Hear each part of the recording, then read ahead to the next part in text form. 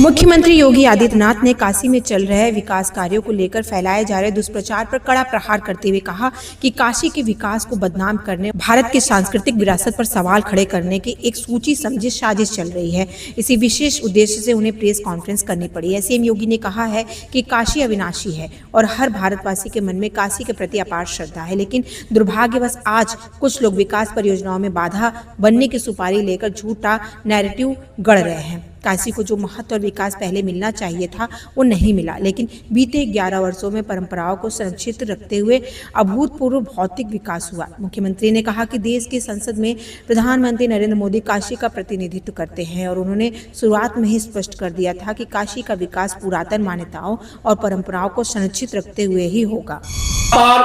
जन भावनाओं के साथ खिलवाड़ करने के प्रयास किए जा रहे हैं और उन्होंने तमाम प्रकार से दुष्प्रचार करके इस प्रोजेक्ट को उनके द्वारा हर प्रकार से बदनाम और अपमानित करने का काम भी यहां पर किया जा रहा है। इसके साथ ही इनके द्वारा जो तमाम अन्य प्रकार के कार्य हो रहे हैं, यह जो दुष्प्रचार के कार्य हो रहे हैं, वह आवश्यक था कि काशी के विकास के बैरियर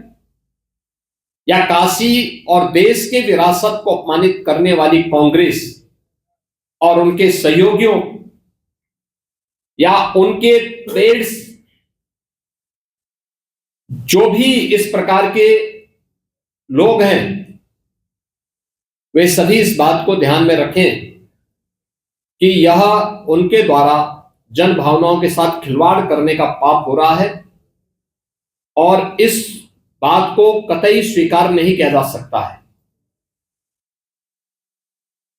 विरासत का सम्मान कैसे होता है, यह हमें कांग्रेस से पूछने की आवश्यकता नहीं है। अयोध्या में श्री राम जन्मभूमि पर भगवान श्री राम का 500 वर्षों के बाद मंदिर निर्माण का कार्य और भगवान राम के भव्य मंदिर का निर्माण काशी हो या अयोध्या, मां विंध्यवासिनी धाम हो या प्रयागराज, बौद्ध तीर्थ स्थल हो या फिर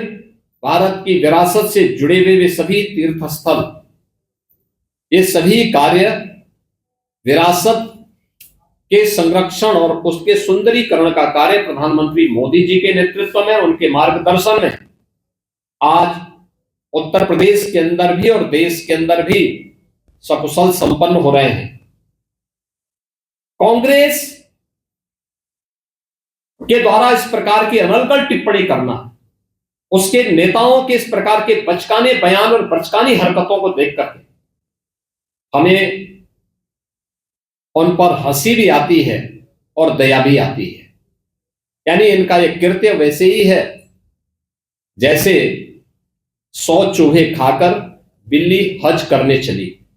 और यही स्थिति इन लोगों की है। जिन लोगों ने विरासत का सदैव अपमान किया, आज वे विकास के इन कार्यों को बाधा पैदा करने के लिए, और ये केवल मणिकर्णिका के नहीं, देखिए सच्चाई तो ये है